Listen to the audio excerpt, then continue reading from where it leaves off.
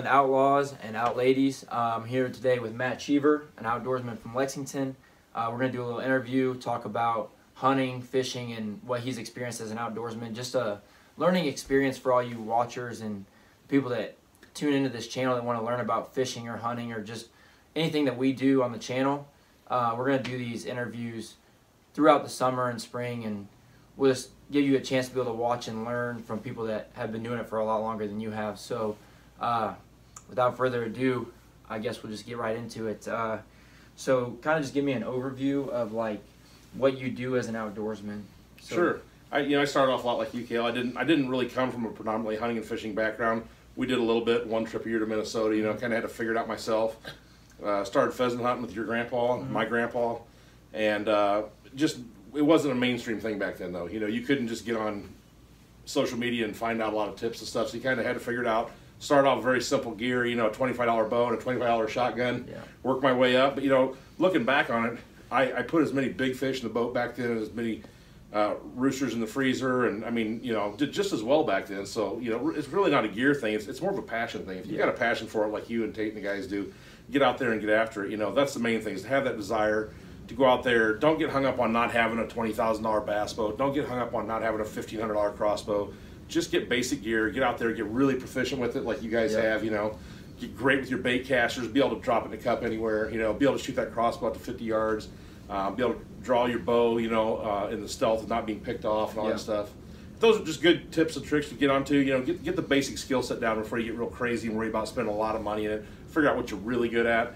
I found out I'm not as good a fisherman as I am a bow hunter. I always wanted to have my own fishing show, and it turns out I don't catch that many fish.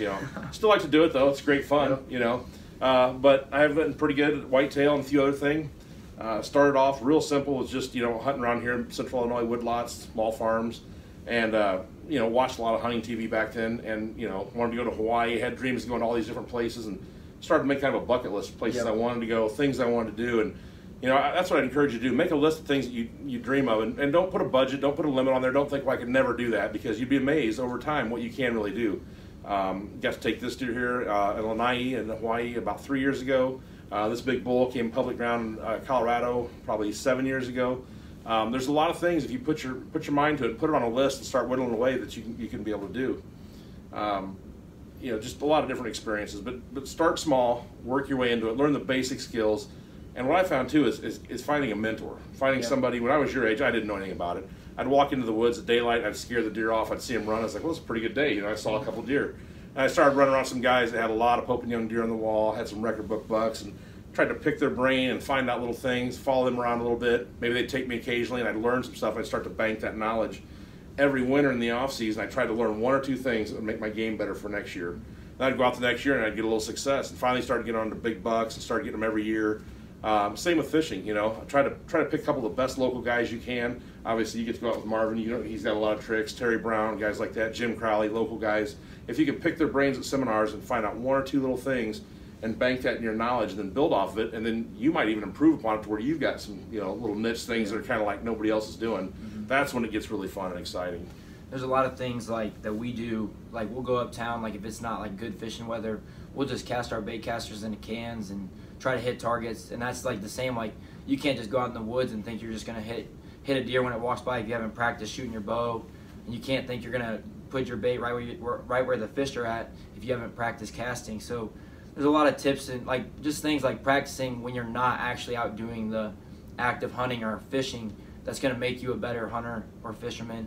And that's the things that like people that get like mounts like he has in here, like that's what they do to get better throughout the years and just progress and kind of perfect their craft. So when did you, or like what made you think like I really want to be an outdoorsman? Like what drew you to it? Well, I think early on in high school I liked that time of just getting away. School can be stressful, friendships, everything can be a little stressful. You just need that time away from everybody, get out there on your own, walk around the woods a little bit. Then just that draw of, you see things different as a predator. You ride across the lake in a boat, or you walk through parklands, it's great. But when you're on the water with a rod in your hand, and you're the apex predator, you're thinking about, okay, I'm going to find the biggest, smartest bass on this lake, and you start to go after it. You start to look at the environment different. You start to do the same thing in the deer woods. You think, I want to find the biggest, oldest, mature buck, and I want to try to outwit him.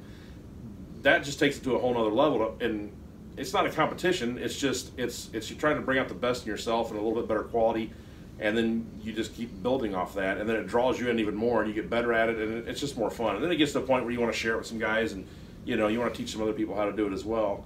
That's kind of what drew me in. I had a passion for writing. I wanted to be an outdoor writer. In high school, I was told that was not a suitable subject, and I still laugh every month when I cash my checks from Heartland Outdoors that I was told that you can't write about deer hunting and make a living at it. So it is kind of nice to be able to do some of those things and supplement some income with some writing and filming and things like just exactly the same path you guys are laying down right now. It's exactly how you get started. So tell me kind of about the writing for... Well, I started off, I had big dreams of jumping into some of the bigger whitetail magazines nationwide. So I'd write some articles, I'd send them in, and honestly, it's kind of a tough thing. If you don't know somebody, they're not just going to read your stuff and print it. After years and years of sending stuff and calling, hey, did you get my article? Did you read it? They don't even know who you are. It's really tough. I didn't want to give up my dream, so what I did is, I'm just going to start writing my own thing. I'm going to start my own blog. I just start collecting emails from people. I would send out an email with the latest pictures, what I've done, tips and tactics. It started to grow, and somebody would pass it along. Pretty soon there's several hundred people like, hey, I'd like to get on your list and see that. Pretty soon Jeff Lampe at the Peoria Journal-Star back in the day was the sports editor. He saw it. He's like, well, I'm kind of getting ready to do my own thing like that too. He goes, I'd really like you to just bring that thing over, exactly what you do, cooking, fishing, hunting, whatever you want to put on there. I'd really like to just have you do that. So if you don't have an outlet for that stuff, if you think, okay, I don't have a show on national TV, I don't have a spot in a regular magazine, just go out and do it anyway. Write all you can, film all you can, get it in front of people, throw it out there, and people start to recognize, okay, you have quality, you're passionate about it, you excel at it. I mean, I see the fish you guys put up, big giant bass, working hard at it. That's really the key to it. You get out there, let that passion shine through, get good at perfecting that craft, and then take it a little farther and then start to share it. Social media makes it a lot easier these days. Yep. Get that out there, and it starts to get recognized, and then you can form some partnerships. And that's really what it takes. Nobody that's ever got to be, win the Bassmaster Classic or shoot the biggest Pope and Young or Boone and Crockett buck has ever done that by themselves. They've got a crew of guys that help put stands up. They've got a crew of guys that get boats ready. They've got a crew of guys that push them and say, hey, we're going to go fishing today. Oh, I'm just not up to it today. No, we're going to go, Yep. We're going to go. We're going to work on tree stands in the rain. I know it sucks, but you get buddies to push you, and you start excelling, and people start to notice it, and it's kind of an in that, because a lot of people, that's what they lack, is not so much the information as it's the drive. If you can muster up the drive and learn a little bit, you can take it to wherever you want, really, which is really exciting.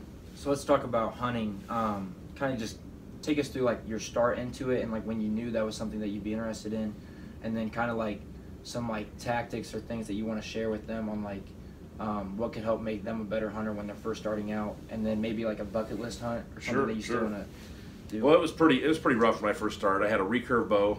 It wasn't very fancy. Got pretty lucky. My first opening morning, first season out, 1994, shot a nice little spike buck with the recurve. A little bit of beginner's luck, which hooked me into it, which was great. But then after I realized how hard it was to be repeatable in doing that, I realized I needed to either shoot more or be more proficient. Eventually, I upgraded to some bows and different things. I didn't play the wind. I just sat in the woods, blew a lot of deer out of there. Those first few years, looking back on it, are great. It's a great foundation to become a great hunter, but you've got to make a lot of mistakes. You can't just have somebody tell you everything. So get out there, make some mistakes, but the first things to curtail some of those mistakes are playing the wind right. Make sure the wind's not blowing at them. Sometimes you want to hunt with almost the wrong wind. You want the wind blowing maybe out to that food source, but at an angle, because you don't want your scent blowing in the bedding area, you don't want it blowing in the food. It gets kind of complicated, but play around with those. Write down if you had good success, if you had 10 deer come by or 2 deer smelled you and blew out. Make notes of those things, and if every year, it's just like high school, college sports. It's like, I want to get better at being an offensive lineman. I'm going to work on pass blocking this winter. I'm going to work on my footwork. Next year you become better at that. Next year it's like, all right, I want to be better at scheme blocking. It's the same thing in the whitetail woods. It's the same thing in a bass boat. I'm going to get better at this. I'm going to get better at that. Hanging better tree stands, making sure you got stuff behind you so you don't get picked off. Making sure your bow works. Don't wait till September to find out that your strings are all worn out. Here we are, early spring. I'm already putting up tree stands for next year, prepping food plots. If I'm going to try new arrows or broadheads or something, I'm going to do it now. I'm not going to wait till September to do it. I'm going to do it now, and then all summer I'll have everything ready to go, just like you say with your bait casters, your spinning reels, your rods and reels. Same principles. Bass fishing and big buck hunting are so identical. I think that's what's kind of fun, is you can kind of split the seasons between both, but they both take that same dedication to a process. You've got to go through this process. anywhere you skip in that process, whether it be crappy line, Yeah. old dried out monofilament, maybe your braid's got a check in it somewhere you didn't know about, your bow's not in tune, whatever. All those weaknesses are what would allow big game to slip through your fingers, and that's really what separates guys that go all the way and are end up being pros and do really well, the guys that just get frustrated and give it up. Yeah. That's like, I mean, it's the same thing with bass fishing and hunting, where if you don't prepare yourself, you're not going to have the same success. Like, you can go out and get lucky a couple times, but you're not going to have consistent success throughout. And then they're the same in the way that, like, it's unpredictable every time you go out there. Like, the bass could be hitting this, like a white spinnerbait one day, and the next day you go out and they're not even looking, taking a second look at it. And the same with going out hunting. Like, you could have 10 deer come behind you, behind the stand you sat in, and you go sit in the same stand the next day and you won't see anything. So that's absolutely right. I mean, yeah, patterning the game, that's Yep. huge. You know, you got to be out there to do it. I think what separated me from being a very marginal fisherman to a decent one back in the day was I didn't put the time into pattern fish. I learned a pattern and I fished that pattern, and it had already changed. I wasn't mobile enough to change with them, and luckily for me, I think it's a little easier with deer because you get to physically see them. Yeah. You don't see the fish shifting around. You got to find them. So just I think a water guy that's really excels at deer hunting, it's a little easier than really excelling at bass fishing, because the guys say, oh, bass are easy to catch. Well, sure they are. You can go out and get a 2-pounder anytime, any place you want. But to consistently catch big fish and do it all through the different seasons, you know, that's that preparation and going through those steps and making sure your gear is right and knowing what they're doing. And, you know, with deer typically, a lot of people don't know this, deer typically only feed on the same thing for maybe 2 to 3 days. After 3 days, they have to change their diet. They can't eat corn for 4, 5, 6 days. They've got to switch to soybeans. They've got to switch to greens. Their body will not handle the same diet, just like we would. If we ate pizza 3 meals a day all week long, we'd be so sick of it, our bodies just like give up on us. You know, you got to switch around. You got to have different things, and you got to have different nutrients. Deer are the same way. Fish are the same way. You know, fish moving up and down the water column, just like a deer will move around, and he might bed on a south-facing slope in the winter, and then he might move to somewhere cooler in the summer. So it's kind of just familiarizing yourself with the surroundings. Like, for fishing, it's like water, like if it's clear water, muddy water, rock bottom, mud bottom, and just learning like water temp is going to control where they're at. And it's the same with deer, with wind and, I mean, overcast, clear. I mean, there's so many different things that go into it. Sure, the barometer changes, the pressure systems. Yeah, you name it. There's so much into it, but you know, you can get caught up in the details too. You can get a little discouraged and you think, man, there's so much to learn. You know, when all else fails, just get out there. Having the drive, having the desire to go is the main thing. Get out there, and don't be frustrated when you break off a big bass or when a big buck wins you. Learn from that. Figure out, why did he do that, or why did she do that? Why did that happen? And then next time I come back, I'm going to use a better knot. I'm going to have maybe a little better line. You know, I'm going to know where this buck beds next time. I'm not going to walk in across that pasture because he's going to be looking for me. You know, but you know, as you get older, you get some years on you. I know I've been up this, you know, a couple decades now, and looking back on it, I used to get frustrated, and I used to think, man, I'll never get to the point where I consistently kill big bucks every year. And you may not every year, but to do it regularly sets you apart from when you got lucky occasionally. And that difference is picking out those little mistakes, and then as you get older, you kind of enjoy it, because you're like, man, I remember when I would get really excited to see a couple deer, and then I'd get really excited if I took one. You know, it's kind of a natural progression. Everybody gets through it.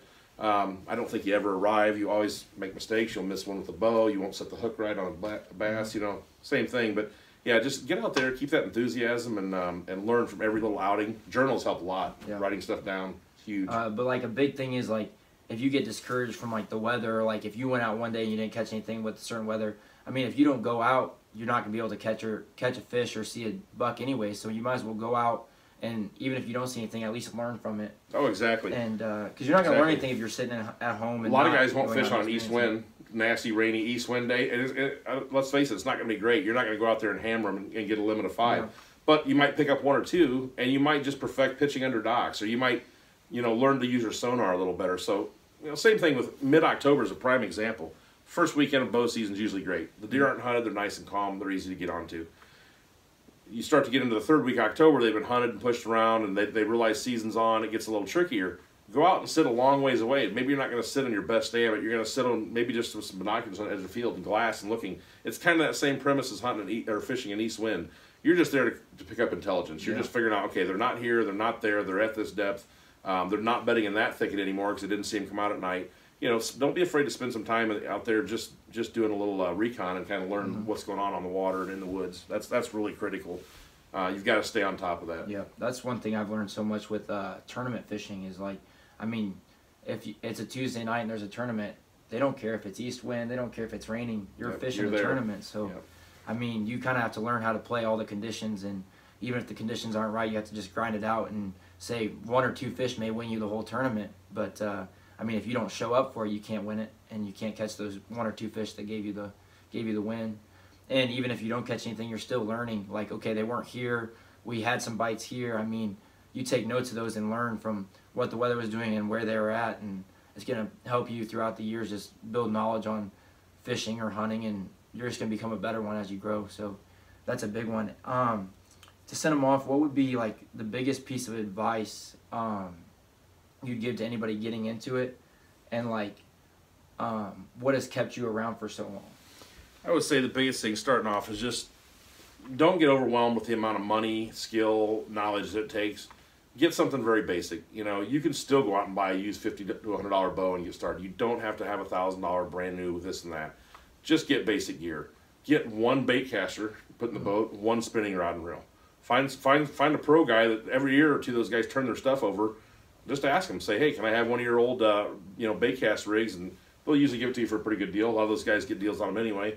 So pick up some nice used gear. Don't get discouraged with it, and just keep working at it, you know. And once you get out there and you start to improve, you start to taste a little success. That's kind of what drives you. You know, I've had some winters where I close up the season with 2 buck tags in my pocket. And I'm like, man, that's really tough. It's like it makes you think for a little while. It's like, what did I do wrong? What could I have done better? That can go 2 ways. You can give up and fold up and quit, or you can get encouraged and say, all right, I'm going to learn a little bit more next year, and I'm going to come back swinging. And then you have a great year where you fill a couple tags, or you get your best buck ever. That's kind of what keeps that drive alive, I think, is just don't get discouraged on the days that are bad. Keep plugging away. You got to have your friends involved, though. Mm-hmm. I know a lot of guys that kill really big bucks. They hunt by themselves. They don't do anything else. Nobody hunts with them. And it's tough. You can't always get a lot of guys in one property. But butcher deer together and get together and shoot bows together and fish together and do some of those things. Yeah. Get together with some guys and kind of have that bond. Because if you're doing it for yourself, by yourself, you're going to get burnt out on it. You see a lot of guys that shoot 1 or 2 big deer and sell all their stuff. They're burnt out because they don't share it with their pals. Get together, cook some game, you know, have a couple parties a year and have a little fun. Have a little fishing tournament amongst friends, whatever. Get your bows out and have some 70, 80-yard contests, you know, maybe shoot some trap. Stuff like that kind of keeps it exciting. Don't take it too serious, you know, make it fun. And just get out there and enjoy the Heartland. That's one thing that's helped us a lot is, having somebody go out fishing with you, and like if you're using something and they use completely different tactics, you learn from them and they push you to like perfect another craft within fishing or within hunting, and you can sit down after a day of fishing and share knowledge with them and kind of just go over it and like prepare for the next time you guys go out. And I mean, if it wasn't for having Logan and Tate to go out fishing with, I mean, I don't think I'd fish as much as I do. Like, I fish by myself sometimes, but we tell stories on when we go out fishing by ourselves, and we share so much knowledge with each other. And then to learn from people like Matt or Marvin, I mean, just the amount of knowledge that gets shared throughout Outdoorsmen. I mean, there's so much to be learned, and a lot of the knowledge, like, some people just don't know. So don't be afraid to go out and ask, like, talk to mentors, like, find people that have done it and been in it, and then share with your friends, and continue to learn and grow as an outdoorsman. What would be like a bucket list hunt or a bucket list fishing trip? Well, I've had a list for quite a while, and I add to it and sometimes take away, and I've had a couple that, obviously the Hawaii hunt was something. It's like, you're in tropical paradise and there's 600 deer per day you're seeing. That's something I never dreamed I thought I could do, but put it on your list, you start whittling away, and life will present you opportunities that you don't expect to happen. Maybe your spouse earns a trip to Hawaii through her work, and then you get to go, and then you add on the cost of that hunt. It's not as bad. Maybe you get to go elk hunting in the Rockies because you fell in with a group of guys that kind of have some previous knowledge. Things like that. It's like, don't hesitate to dream big. I would love to go up to the Great Lakes and just hammer huge smallies. Mm-hmm. Someday I'm going to do it. I'm probably not going to figure that out on my own. I'm probably not going to take my boat for it. Yeah. But someday I will jump in a boat with somebody and catch huge smallies on Lake Erie. That's something I want to do. Put it on the list. Something as simple as flooded timber with my buddy Brad Pope and shooting mallards and woodies in the same day. That's something I've always wanted to do. 2 years ago, I got to go do that. Cross it off the list. Now, I'll still go do it again, but that's just something that's like, I want that experience. I'd like to go shoot pintails down in Arkansas someday. Make a list of those things. Work hard. It does drive you to work a little harder and earn a little more money because you're like, now I've got a list of things I want to do. Moose is number one on mine. It's been put in Maine for 7 years now. Someday I will draw a tag there, and I'll go, and that'll be great. But keep those things that almost seem impossible, but put things on that bucket list that are definitely doable. You want to be able to knock off a couple a year to kind of keep you energized and keep you going. Well, that's it for this interview. I want to thank Matt for letting me interview him for the channel. It means a lot, and it's a good way for you guys to learn from more than just me, Tate, and Logan. It's like a way for you to learn from people that have been around for years and years just doing it and have had success. Like, if you look at it, you guys can't see around the room, but there's so many mounts in this room, and it's just like a proof of like putting in the time is going to give you success, and being passionate about what you do and just open to learning and experiencing new things is gonna open a world of opportunities that you may never have thought you could have. So thanks for having me, Kale. I appreciate it. It's a good time. Sure. Can't wait to see some of those big monster bass this spring. I'm excited. You guys hammer them. I'm excited to see it. It's gonna be a fun spring. Thank you. Cut in here at the end of this video. This segment for this channel means a lot to me. I feel like because I had a really good mentor to learn from when I was growing up for fishing, that for me to be able to interview outdoorsmen and give you guys another learning point from not just me, Logan, and Tate, but from people that have been doing it for a long time and know a lot more than we do. I think it's a very important piece for this channel. I think it's going to be very beneficial for those of you that tune in to learn about fishing and learn about hunting and just learn about being an outdoorsman. I feel like this segment, I mean, it gives you a really good opportunity to kind of sit down and listen for 20 minutes to outdoorsmen talk about what they do, what they experience, and why they enjoy doing it, and what they've learned over the years. I mean, you can just learn so much from just going out and finding people to talk to and learn from. And that's what I've learned over the years is I try to talk to as many people as I can that know about fishing, that know about hunting, and just that I can kind of bum knowledge off of, and to make myself a better fisherman. And it just means a lot that Matt was willing to do this interview as our first one. We have another one coming up with my fishing mentor, Marvin. I'm really excited about that one. And then hopefully we get some more opportunities to interview more outdoorsmen throughout the spring, summer, fall, winter, and just for years to come. You know, I think it's going to be really beneficial for this channel to have it on there, and I really hope you guys are as excited about it as I am. But I hope you guys enjoyed this video. Be sure to like, comment, and subscribe below. Rig it right, rig it tight, and just keep living that outlaw lifestyle, guys. It means a lot to me. Thank you guys for tuning in. Hope you enjoyed it. And we'll catch y'all next time on Heartland Outlaws.